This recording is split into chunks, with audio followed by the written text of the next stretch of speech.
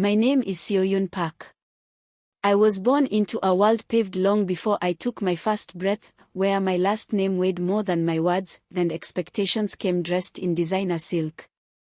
My father, Chairman Seo-yun Park, wasn't just a businessman, he was an institution.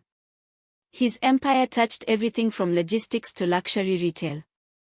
Growing up, I wasn't raised, I was groomed. For what? I wasn't sure. Marriage, perhaps. Subservience, most certainly. But never freedom. By the time I turned 27, I had done everything right. Top of my class at your woman's university. Flawless resume. Polished manners. A smile that could hold back my questions. Then came Min-jae. He wasn't part of the plan. A photographer with ink-stained fingers and stories on his skin. Wild. Unpredictable. He taught me how to breathe with my lungs, not my lineage. We married in secret. I wore no hanbok, no jewels. Just a cotton dress and trembling hands. When I told my father, he didn't shout. He didn't cry. He said, "You'll regret choosing love over legacy." For a while, I didn't. Min-jae and I lived in a modest rooftop apartment in Hongdae. We shared ramen on the floor, danced to old jazz records, and laughed too loudly for the neighbors. Then came Hana. Then Jihoon.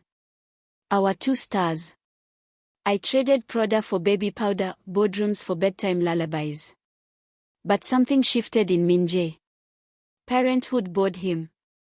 The hunger he once fed with cameras and canvases turned into bitterness. He called me a burden. Said my dreams had shriveled. That I had nothing to say anymore. He vanished for days. Came home smelling like perfume that wasn't mine.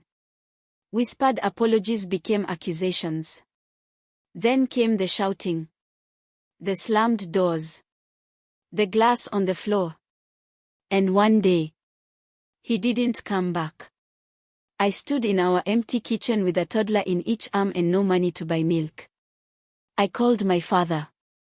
He answered on the first ring. "Come home," he said. "With the children?" I asked. "Alone," he replied. "You chose them. Now choose again." That was the moment. Not the betrayal. Not the eviction notice. Not even the hospital visit after Jihoon's fever.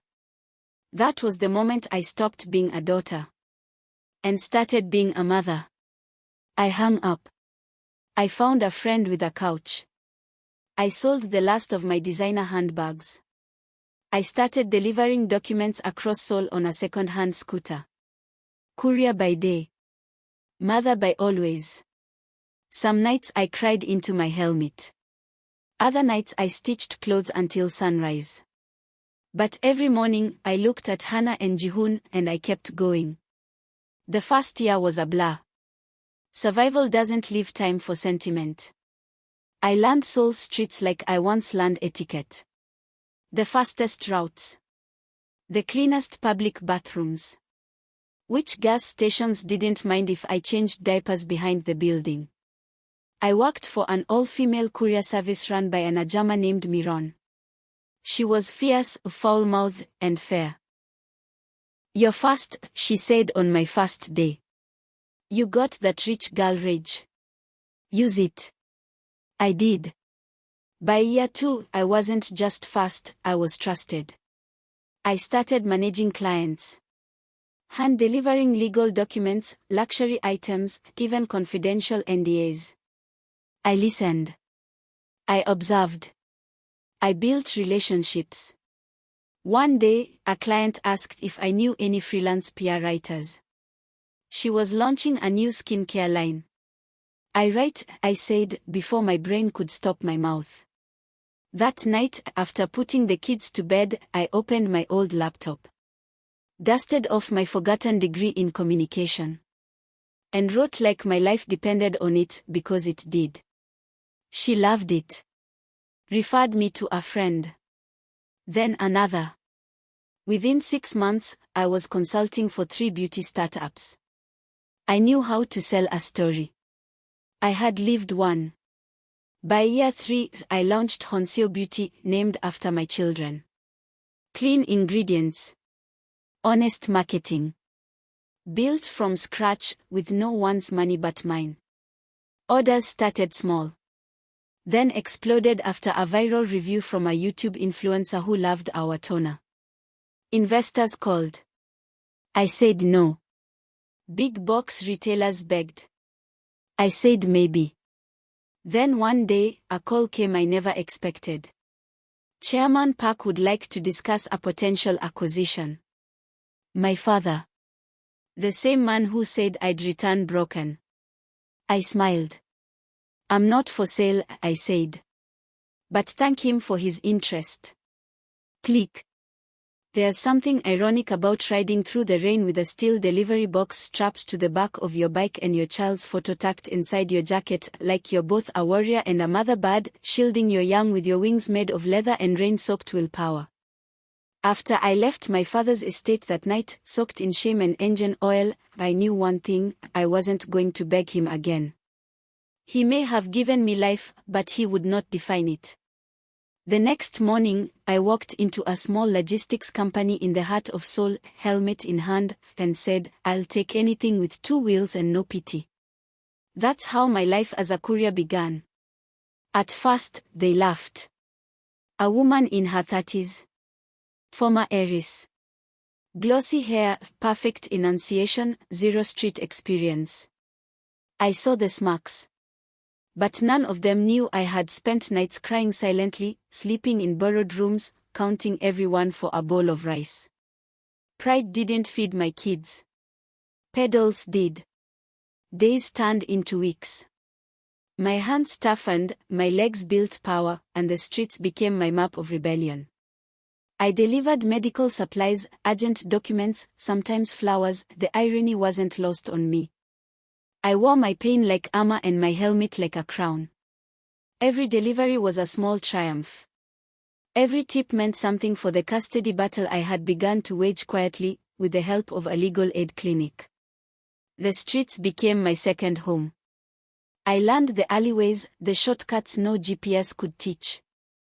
I built friendships with cafe owners and security guards, people who lived in the in-between spaces of the city. They saw me hustle, sweat, laugh even when I was exhausted. They didn't care about my past. They respected my present. My ex-husband's lawyers tried to paint me as unstable, irresponsible, even unfit. My father didn't intervene. In fact, I suspect he applauded from a distance. Let the mother fall, let the father win, the old script.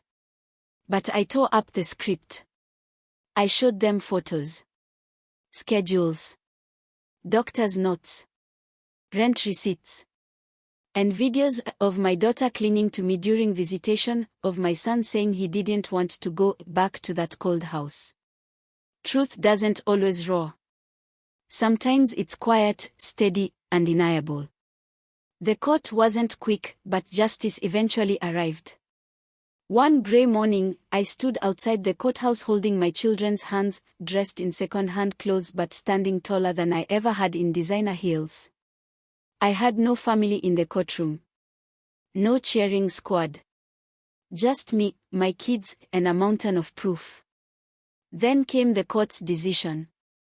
The day the judge read her verdict, I didn't hold my breath. I had already taken thousands of them on that motorbike, each one filled with silent resolve. Sole custody. It didn't feel like victory, more like oxygen returning to my lungs after a long underwater dive. The kids came home with me that night. I cooked them their favorite stew. We danced in the living room. My daughter drew a family portrait, this time with 3 figures, not 5. Still, something lingered. My father's threat: if you bring those children here, you lose everything. So I didn't bring them there. I built something better. With full custody in my hands and my children's laughter echoing through our small rented apartment, I should have felt complete. But there was an ache, not in my bones or muscles, but in my sense of justice. I had survived, yes. But I wanted more. Not revenge. Not recognition. I wanted to rebuild, on my terms. I wanted to prove that everything they tried to break in me only turned to steel. That's when the idea came. I'd spent months navigating the narrow alleys of Seoul, delivering pastries from hidden bakeries and sushi from hole-in-the-wall shops that somehow had Michelin stars. I saw what worked and what didn't. I saw which packaging fell apart, which deliveries were always late, which orders arrived cold. And in that chaos, I saw an opportunity, a premium food courier service run by women, for women, with an emphasis on professionalism, safety, and respect. I borrowed a desk at a friend's cafe and started sketching out the concept while my kids napped beside me. I taught myself spreadsheets and invoicing software. I watched tutorials between deliveries. My phone was cracked, my shoes worn, but my mind was sharper than ever. I called it Steel Wings. I knocked on the doors of women-led restaurants and offered a pitch they had never heard before: let us deliver your food with care, no missing items, no catcalling riders, no disrespect. I trained every courier myself. Our uniforms weren't tight or flashy. They were functional, respectful, and strong. Within a year, Steel Wings was profitable. Within 2, we had a fleet. One morning, while sipping instant coffee at the break room we shared with a laundry shop, my phone buzzed with a notification: a luxury villa in my childhood neighborhood was being listed for auction. The same house where my ex-in-laws had thrown me out. The same place I once cried behind iron gates, clutching a bag of diapers I wasn't allowed to bring inside. I didn't tell anyone, not even my kids. I attended the auction silently, dressed in the same courier jacket I had worn for years. No designer heels. No pearls. Just resolve. The bidding started low. I let others speak first. Then, when it mattered, I raised my hand and didn't lower it. Sold. The gavel came down like thunder. It wasn't just a house. It was the echo of every slammed door, every insult whispered behind my back, every time someone called me weak for being just a woman. When the papers were signed, I walked past the now overgrown hedges. A neighbor peeked out from behind their curtains. I smiled politely, like any new homeowner would. Inside, the walls still carried traces of their life. Family portraits had been taken down. Furniture half gone. The air smelled of defeat and dust. I brought in my children the next day. "Mom, this house is huge," my son said. I knelt down. "It's ours now. But only if we fill it with love, not pride." We began cleaning. Not just the floors, but the memories. Every bucket of soap water felt like another page turned. And on the front door, I nailed a small, hand-painted sign. "No hate lives here." Because I didn't just reclaim the house. I reclaimed myself. I never imagined my story would end with a villa and a business. But then again, I never imagined I'd survive what I did. Each bruise had turned to muscle. Each heartbreak had mapped the way forward.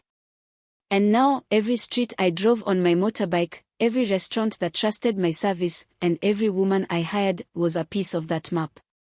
Years passed. Steel Wings grew. We expanded beyond Seoul, to Busan, Daegu, even across the sea. My days were packed: strategy calls, mentoring new recruits, balancing books, reviewing feedback. But I always made time to pick up my children from school, to cook their favorite spicy stew on Fridays, and to watch the sunset from our rooftop. I never remarried. Not because I feared love, but because I had grown to love myself in a way I never thought possible. My children saw a mother who didn't crumble. Who got up. Who built. My father never apologized. But he showed up one day, grayer, slower, a little hunched. He waited outside our office.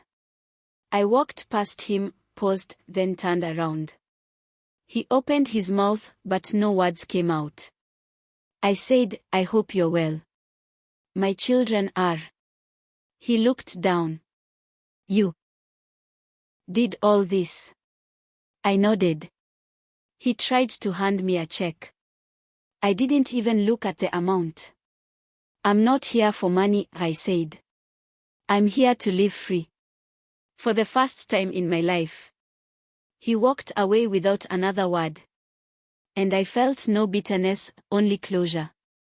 Later that year, I gave a talk at a women's empowerment summit.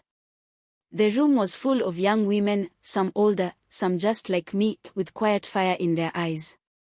I told them my story. About losing everything. About diapers on doorsteps.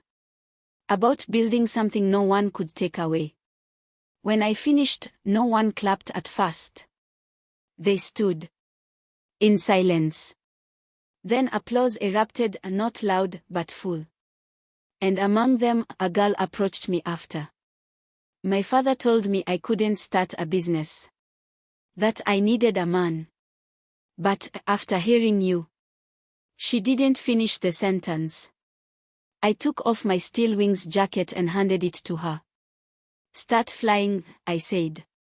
Now, my name is stamped on every delivery bag, but it's not fame I want. It's legacy. It's the quiet knowledge that I turn silence into strength. That my children, one day, will say. Our mother wasn't just brave. She built. And that is the story I want told long after I'm gone. Min Jae Kwon.